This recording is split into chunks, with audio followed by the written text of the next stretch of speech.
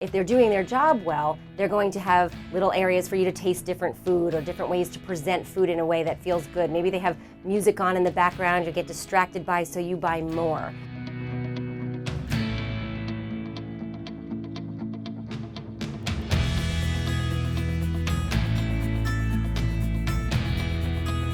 Supermarkets get shoppers to spend more money because they're really good marketers. I mean, at the end of the day, a market is meant to give you information and provide you with things to buy.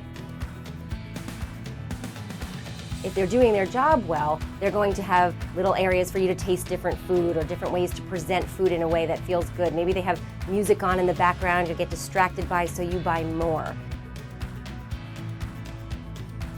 So the fact is that any way that they can appeal to your different senses and pull you in with, this is the best and the newest, you're going to gravitate towards that, and you might buy something you don't normally need.